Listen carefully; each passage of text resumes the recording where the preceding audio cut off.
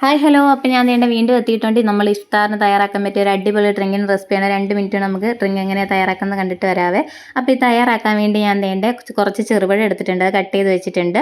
അപ്പോൾ നമുക്ക് ചെറുപഴം എല്ലാം കൂടെ ഒന്ന് മിക്സഡ് ജാറിലോട്ട് ഇട്ട് കൊടുക്കാവേ. മിക്സഡ് ജാറിലോട്ട് ഇട്ട് കൊടുത്തിട്ടുണ്ട്. ഇനി നമുക്ക് മധുരത്തിന് ആവശ്യമുള്ള പഞ്ചസാര ഇട്ട് കൊടുക്കാവേ. മധുരമൊക്കെ നമ്മുടെ ഇഷ്ടത്തിന് എടുക്കാം കേട്ടോ.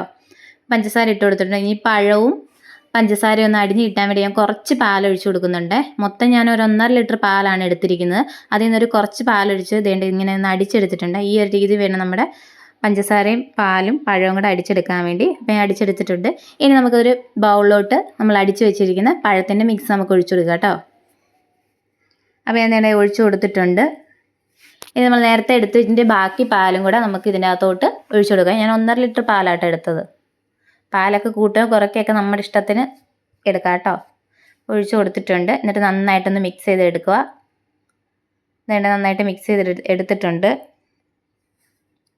ഇനി ഇതിനകത്തോട്ട് ചൗവരി വേണം. ചൗവരി സാബുദാൻ എന്നൊക്കെ പറയും. അത് ഞാൻ നേരത്തെ വേവിച്ച് വെച്ചിട്ടുണ്ടായിരുന്നു. അത് നമുക്ക് ഇതിനകത്തോട്ട് ഇട്ട് കൊടുക്കാവേ. ഇട്ട് കൊടുത്തിട്ടുണ്ട്. ഇനി അതും കൂടെ നമുക്ക് നന്നായിട്ടൊന്ന് മിക്സ് ചെയ്തിട്ടെടുക്കാം കേട്ടോ. ഇനി വേണ്ട നമുക്ക് സ്ട്രോബെറിയുടെ സിറപ്പാണ്.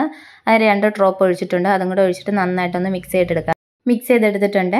ഇനി നമുക്ക് ഇതിനകത്തോട്ട് വേണ്ടത് ഞാൻ ഒരു മാതളം എടുത്തിട്ടുണ്ട്. അത് നമുക്ക് ഇതിനകത്തോട്ട് ഇട്ട് കൊടുക്കാവേ. ഇഷ്ടമുള്ള ഫ്രൂട്ട്സൊക്കെ ചേർക്കാം കേട്ടോ. ഞാനിപ്പോൾ ഇതിനകത്തോട്ട് മാതളം മാത്രമേ ചേർക്കുന്നുള്ളൂ.